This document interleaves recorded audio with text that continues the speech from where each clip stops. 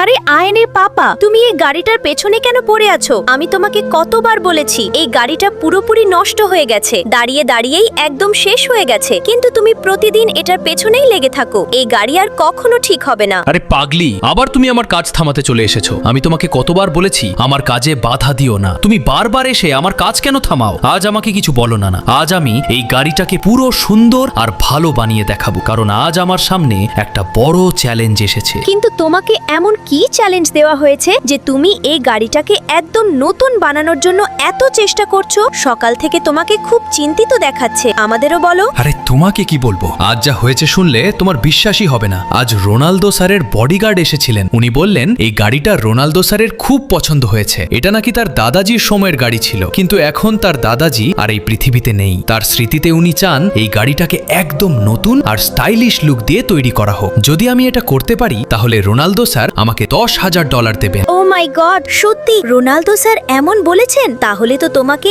এই গাড়িটাকে একদম লাক্সারিয়ার মতো বানাতেই হবে। আজ আমি এই গাড়িটাকে একদম নতুন, ঝকঝকে আর স্টাইলিশ লুক দিয়ে রোনালদো স্যারকে দেব, আর যে টাকা পাবো সেই টাকা দিয়ে আমি আয়ান ছেলের জন্য একটা সাইকেল কিনবো। কিন্তু যদি তুমি এত পরিশ্রম করেও গাড়িটাকে নতুনের মতো বানাতে না পারো, তাহলে আমাদের আয়ানের কি হবে? কারণ যারা আমাদের ভিডিও দেখে তারাই গরিবদের নিয়ে মজা করে, কখনো লাইক বা সাবস্ক্রাইব করে না। আরে না, তুমি এসব কি বলছো? এরা গরিবদের অনেক সাহায্য করে। আজ এরা অবশ্যই লাইক করবে, সাবস্ক্রাইব করবে আর কমেন্টে একটা রেড হার্ট পাঠাবে, কারণ এই মানুষগুলোর জন্যই আমরা এত সাহায্য পেয়েছি। তাই আজ আমি এই গাড়িটাকে একদম নতুন বানানোর সিদ্ধান্ত নিয়েছি, আর আজ আমি এটা শেষ করেই দেখাবো। দেখো গাড়িটা এখন একদম নতুনের মতো লাগছে।